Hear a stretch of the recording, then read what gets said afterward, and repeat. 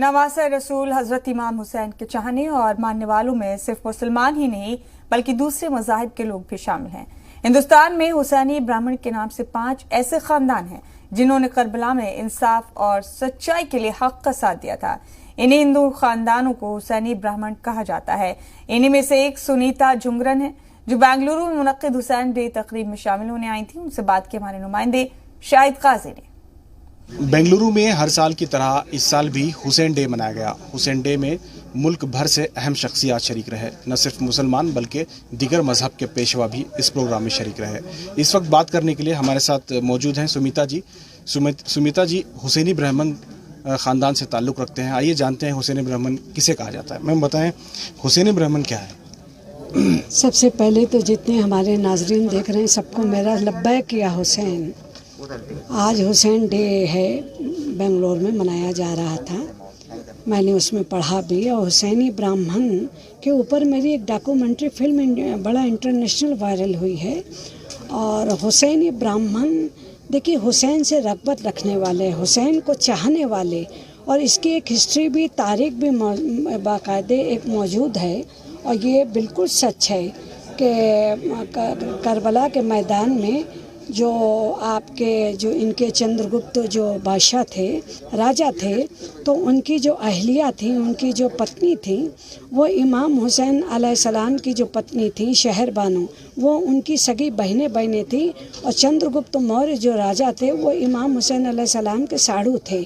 तो जिस समय कातिलाने हुसैन को, दुश्मनाने हुसैन को कत्ल किया गया, तो एक चुन के कत्ल जनाबे मुख्तार सख्ती ने किया। तो जब वो कैद खाने में यजीद ने डाल दिया था, तो जब उनको पता चला कि शहीद हो गए इमाम हुसैन, तो उनके पास सेना नहीं थी।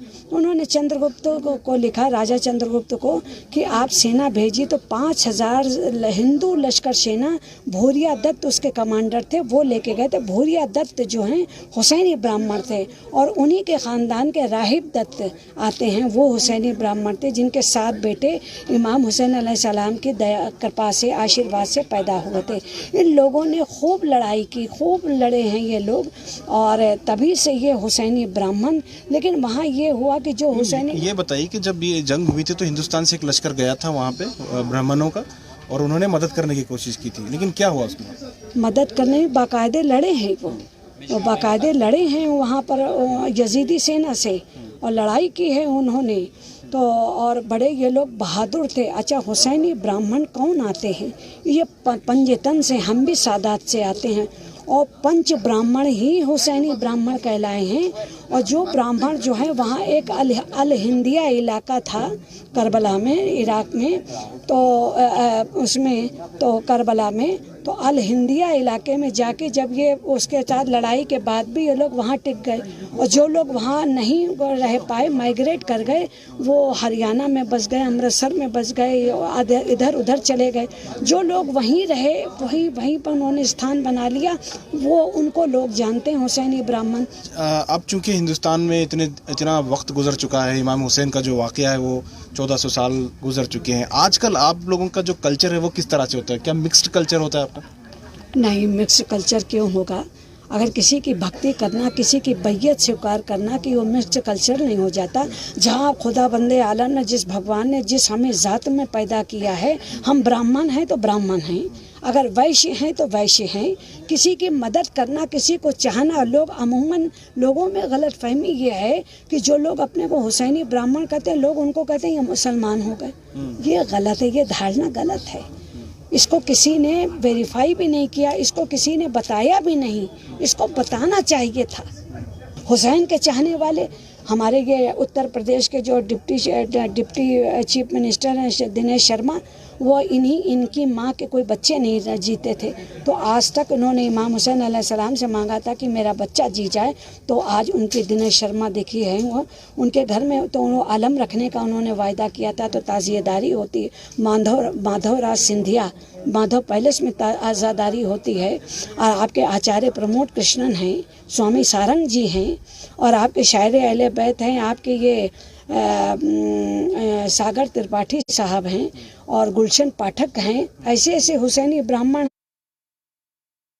हैं आपसे ये लोग हैं तो जो रग़बत रखते हैं, जो मोहब्बत रखते हैं, वो हुसैनी ब्राह्मण है। बिल्कुल।